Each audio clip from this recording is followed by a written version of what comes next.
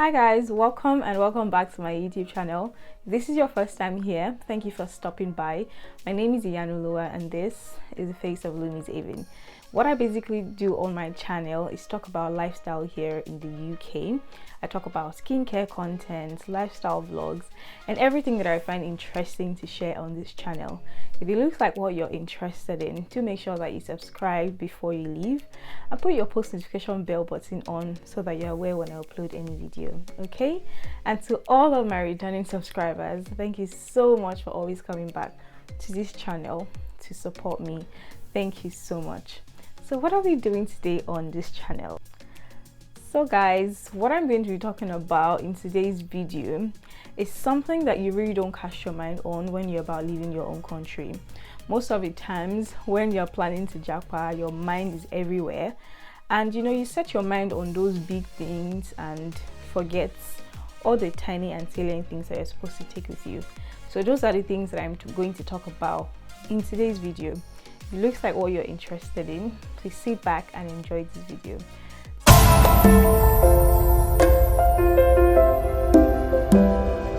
So yes, I know you have your passport, I know you have your tuberculosis test, you have your certificate of sponsorship and all of those things that you carry with you because you want to leave the country. But what I'm talking about right now is you getting all your academic documents. You need to get all your academic documents together. Guys, a lot of people don't remember this. For example, when I was leaving Nigeria, I went to my school to get some of my documents, but it didn't occur to me that I was supposed to get my transcripts. So guys, your testimonial, your transcripts, there are certain documents you still have back in school that you should get from your school before you leave Nigeria, okay? Because if you want to start sending things via DHL to the UK, it is quite expensive. So why not save yourself some money, save yourself the stress, and get all your documents before you leave Nigeria. I had a friend who had told me, oh please, can you get this document for me from school? And I went to school and they were like, oh, she has to write a letter. She did write that letter. I took it to school and they were still not going to acknowledge it, okay? So she still had to do the calling herself. She had to do a lot of things herself and they still had to send that document via DHL, which is expensive. She had to pay for it. Do you know the stress that it takes for you to be here? I don't know, probably doing inductions, having training, and then someone is saying, oh, you have to write a letter, you have to speak with somebody just to get your documents. So to save you all of that stress, I recommend that you go to school, get all your documents, your testimonial, your transcript, your student transcript. Yeah, it can be given to you. Get all of these things before you leave Nigeria or your home country. This will save you a lot of stress, a lot of money, and a lot of drama, okay? So now that we've sorted your academic documents out, next thing to keep your mind on is your bank. Have you got any banking issues? Do you have any student accounts that you peradventure want to change to a standard account?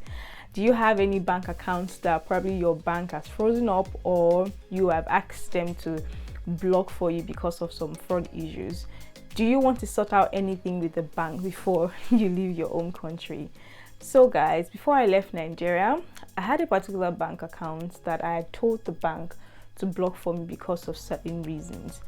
I did remember that I was supposed to sort this out, but one way or the other, because I was running around and doing a lot of things, I didn't remember to do that. I also had a student account that the maximum amount you can put there is 50,000 naira or yeah, a little bit above that, 50,000 naira, 100,000 naira, I'm not so sure now. And you might be thinking, oh, you're leaving the country, you're not going to need your Nigerian bank account.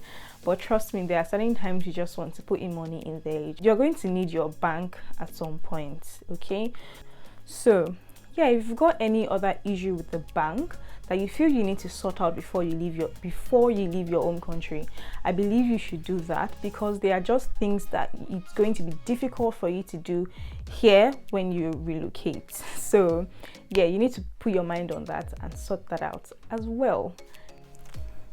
So guys, the next thing I'm going to be talking about is the national identification number. So if you're coming across this video from other countries, I'm not sure of the identification system that is being used in other part of the world.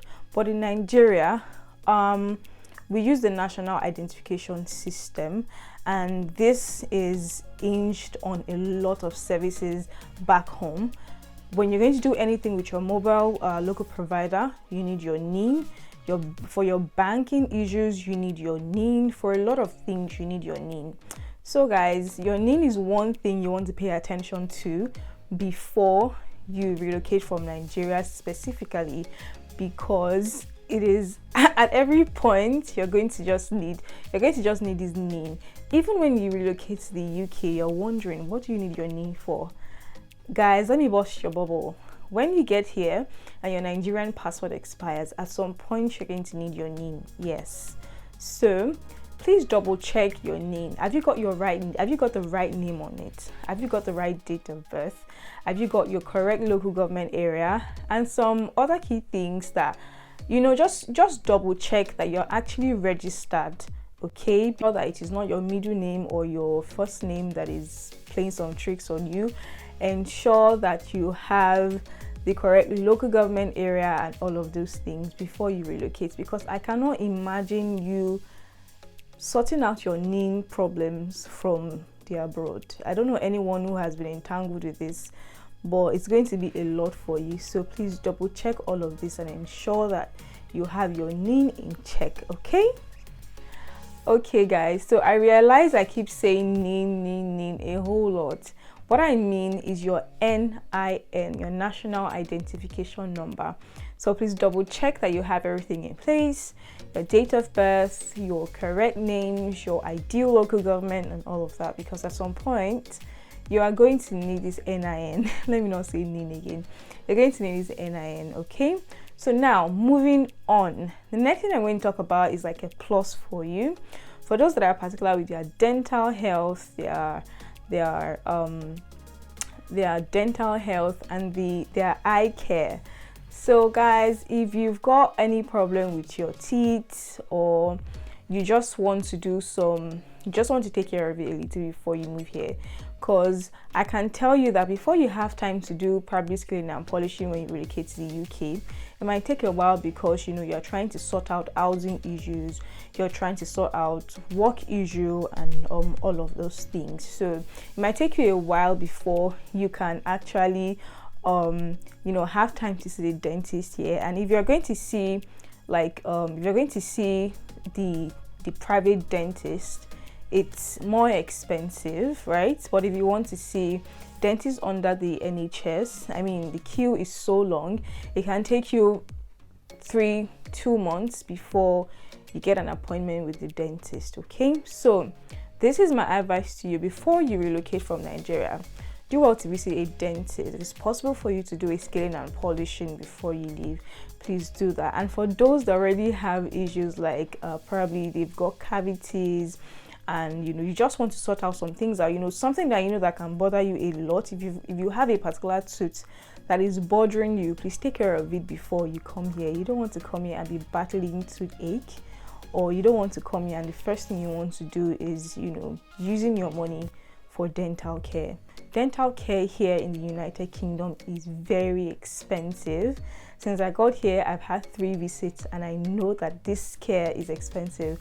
This dental care is expensive. So if you want to take out your tooth, please do that before you relocate. Scaling and polishing, do that before you relocate. What's that thing called now? Root canal therapy, yes, do that before you relocate. It's a lot more cheaper, and it will save you a lot of money rather than doing it here in the UK. Do you understand? And those of you that uses glasses as well, if it is possible for you to get extra prescriptions, it's possible for you to get an extra pair of glasses, it will do you a whole lot of good and save you a whole lot of money. I'm going to say this now, but if the figures are wrong, I'm going to put it right here and let you guys know what the correct thing is. My friend got 2 pairs of glasses, and she got it for about £200. If this is not correct, I'm going to place the correct value here on my screen. but I think I can remember that was what she said, for just 2 pairs of glasses. So I mean, you want to see your ophthalmologist, your optician, you want to see all of those before you relocate to the UK. I mean, it saves you a whole lot of money, okay? It saves you a whole lot of stress. So this is also what you should consider as well before relocating to the UK. The last thing I'm going to talk about before I sign out of this video is your immunization record. This is one thing that can really skip your mind when you're planning to relocate from your own country. Like I said earlier in this video, your mind is set on a lot of things to do. So your immunization record is like one of those things that you just probably don't remember.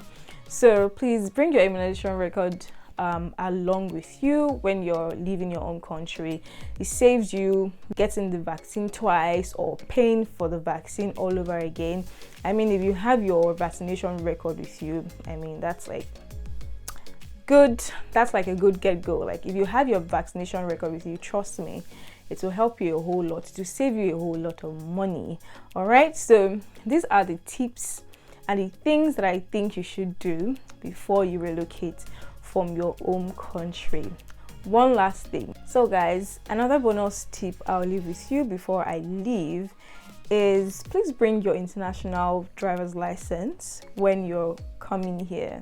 Okay, you're allowed to drive in the UK for a year with your international driver's license. Don't just leave it back home and think, oh, it's not necessary, you have to like get another one. But you're allowed to drive for a whole year with your international driver's license. So please come along with it.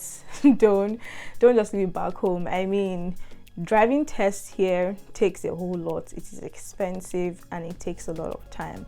But imagine if you have your international driver's license with you, you can immediately get a car, start driving. It makes it easier for you. You know, commuting is quite easier when you have your international driver's license. So I think all of this that I mentioned in this video is going to be helpful for you while you're relocating, while you're doing your to-do list, and you know, every other things that you need to do. So yeah, if you did enjoy this video, please give it a thumbs up. Don't forget to share this video as well. Drop me comments in the comment section, and yes, I'll see you in my next video. Bye.